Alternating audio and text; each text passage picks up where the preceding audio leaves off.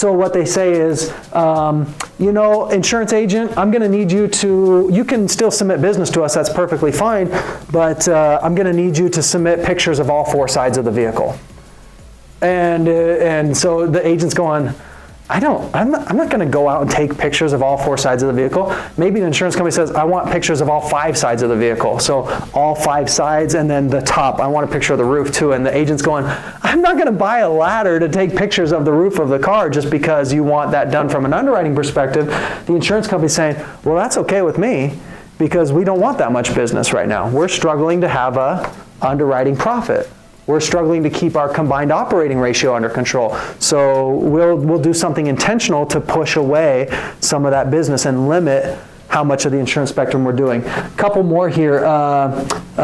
They could terminate agencies or appoint more agencies. So if you want to own more parts of this spectrum, you could have products that go after all ends of this spectrum, or you could open up your products to more and more and more distribution points, right? Or if you want to limit it, you just limit the distribution points by limiting the agents that can sell your product, okay? And then expand the underwriting appetite. So you could, I've already spoke to this, but you could increase the coverage A limit, right? You could say we want teenagers now. We want all of this too, right? So an insurance company could open up their underwriting appetite.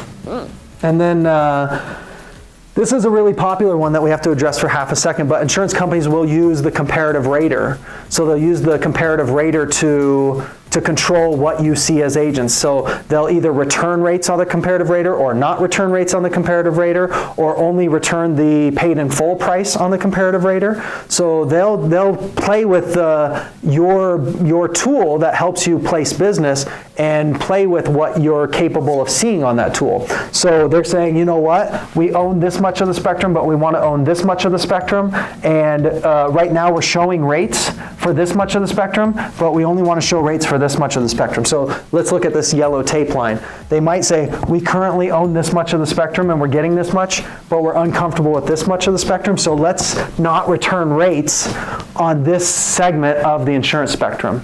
You might see it better right here with Progressive. So, and I'm not saying this is specific to Progressive, but an insurance company could say, we don't want this segment of the spectrum that we're currently rating for, so let's pull a lever on the comparative rater and not return rates for that. Or let's pull a lever on the comparative rater and only return paid in full rates, not payment options. So the agent goes, maybe I don't want to go there right now, okay? So a lot of controlling the flow of business is controlled by the comparative raters and what you see in the comparative raters, and then changing the down payment. So an insurance company could say, depending on your credit score, your down payment is a 25% down payment as opposed to a 16.67 down payment, right? Or your down payment is a 50% down payment because you're in a state geographically that we have a high loss ratio in, or we're struggling to make money in. And so in a state, they might just say that whole state and that segment of the industry, make it a 100% down payment. Well, if you make something 100% down payment, a lot of the clients are going to say, that's crazy. I need to go somewhere where I can make payments. And the insurance company's going, this is great. We're limiting our exposure within the insurance spectrum within that specific state. So insurance companies do a lot of different things to control their bandwidth, okay? Now, I want to explain something else that goes along with all of this, and that's over here at this end of the spectrum. So something incredible happened in 2000, at the end of 2016. One of the nation's largest insurers in the country in 2016 came back and said, we lost, I think it was $6 billion on the auto product.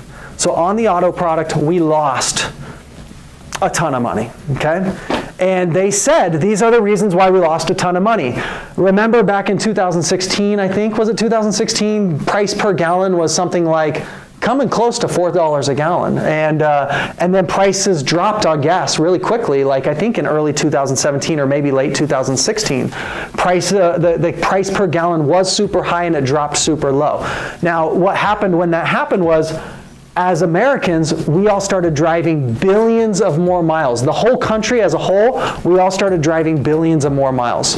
Billions of more miles causes a lot more opportunity for accidents. I'm a typical middle-class guy, right? And my wife says to me on the weekend, hey honey, do you want to go mountain biking up in Vail? And I go, yeah, I would love to, but gas is now $4 a gallon, and $4 a gallon to get our bikes up to Vail 2 hours away, that's a whole tank of gas, and at $4 a gallon, before we even get to our playground, it's going to cost me a tank of gas, and a tank of gas is now 50 bucks, right?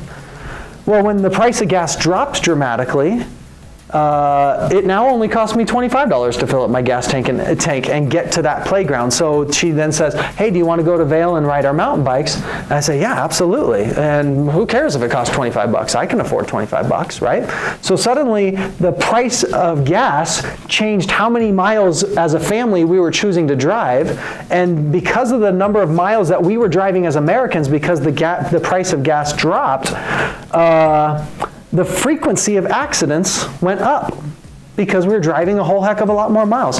The frequency of accidents went up, by the way, because we had a lot more distracted drivers on the road as well.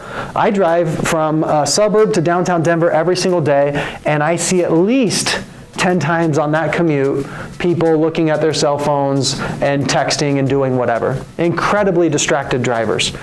And then more importantly, maybe not more importantly, but equally as important to all of this, we're driving more miles, gas is cheap because we're driving more miles, so gas is cheap. Gas is cheap, so we're driving more miles. We're more distracted than we've ever been because we've got cooler phones than we've ever had before. And now something else happens. So the frequency of the accident spikes through the roof, okay? The severity of the accident, so how severe was the accident, spikes through the roof as well. This is just a random story that didn't actually really happen to me. But at one point in my life, in 1 year, I was backing out of my driveway, and twice in 1 year, this is just an example, by the way, this didn't really happen. Twice in 1 year, I was backing out of my driveway, and I did a little bumpity bump into maybe a brother-in-law's car or into somebody's car. And it caused a little bit of damage, okay? This was...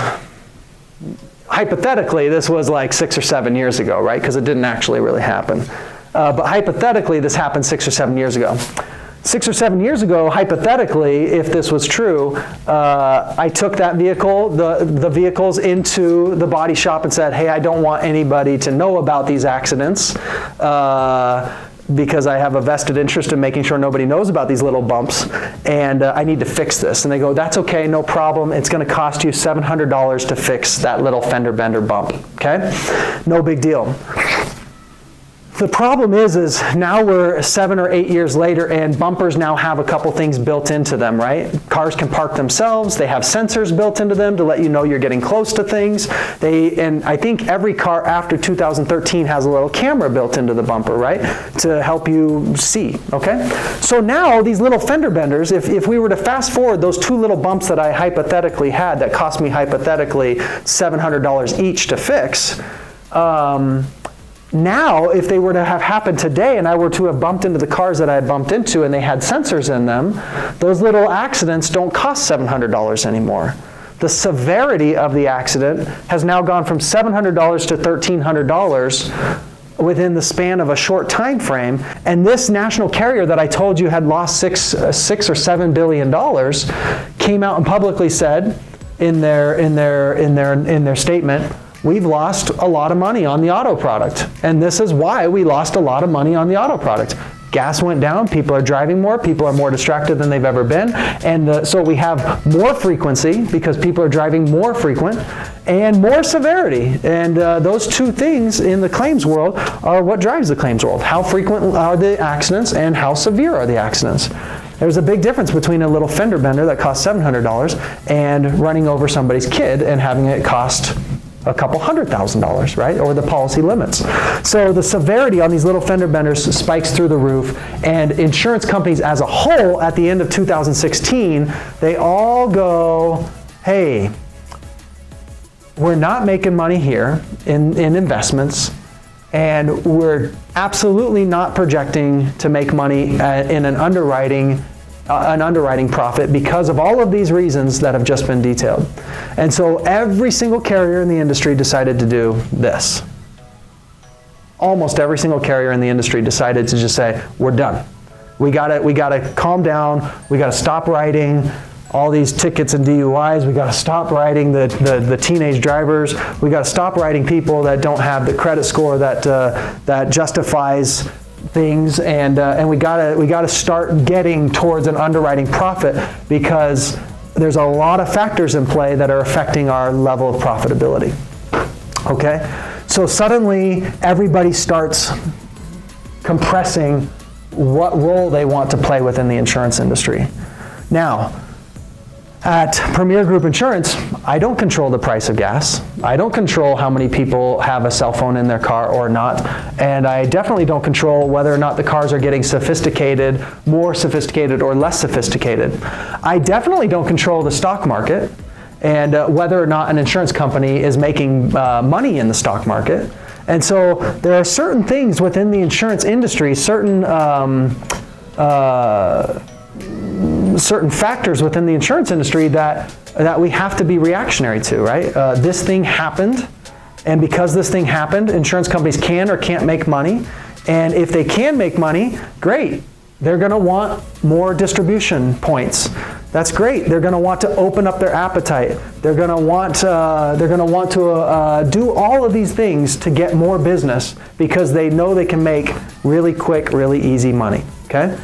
And they also know that when big things happen like this in the industry, they say, we need to survive. And we're going to survive by doing certain things, this list of things that I've detailed before, but we're going to do certain things to limit our appetite and make sure we can survive. By the way, at the end of 2016, beginning of 2017, there were some monoline auto companies. Remember, all of this was revolving around the auto product, right? There were some monoline auto companies that just disappeared. They just disappeared. And they went away. And there was consolidation within the industry. And that happens. A lot of carriers survived, right? But ultimately, it's important to note that carriers either survived or didn't survive that moment in time because of the crisis or the thing that had happened to the industry that made everybody look at the auto product and say, almost as an industry, there's a big problem there. We can't make money on that auto product. So we need your help rounding the business out with property. We need your help rounding the business out with renters insurance and all that kind of stuff. I want to end with, or get to my conclusion by saying this. I want to go back to this Progressive example, okay? Insurance carriers are always ebbing and flowing, okay? I've said that enough. But Progressive is making wonderful moves within the insurance industry. They've bought a property company. They're marching into this realm of the insurance spectrum that they've never competed before in. Progressive does a great job winning. They're a smart company and they win. So these competitors that have never had to compete against Progressive are now going to look at this and forecast their results and forecast their growth and all of that kind of stuff based off of, we have a new competitor coming into our end of the spectrum, and they don't lose. They're really good. They win. They're smart, and they're going to win. So you see Progressive is marching into part of the insurance spectrum that they've never marched into before. Progressive has new commercials out, right? They used to have commercials when they were on this end of the insurance spectrum that said, Flo had a little gun and she said, name your own price, right? You tell us how much you want to spend on insurance and we'll tell you if we can make that work or not. Well, that appeals to a different end of the insurance spectrum. Now their commercials say, what is it? I think it's like parent. You become your parent, right? So when you buy your first house, you evolve into what your parents were, right? Who left the lights on? We can't afford to leave lights on, and stuff like that, right? You start saying things that your parents used to say that you didn't get when you belonged to a different part of the insurance spectrum. But now that you're an adult and you own a property and you walk with Progressive and progress with Progressive out of just monoline auto ownership into auto ownership and property ownership, as you progress into that, you start saying things that your parents used to say, right? So their commercials, their message has changed from name your own price end of the insurance spectrum price is really sensitive to you, to maybe price is less sensitive to you, and ensuring this, your biggest asset in your life, is the more important question. How do I do that properly and appropriately? So Progressive moves into the new segment of the insurance industry, and all of these competitors are looking at that as, oh, what should we consider as we consider the movement of carriers throughout the insurance industry? I appreciate your time. I appreciate you being here with me today. I appreciate you sticking out with me to the end, and hopefully you learned something. If you did, let me know. If you didn't, let me know, and we'll have more of these videos coming to you very, very soon. Thanks. Bye.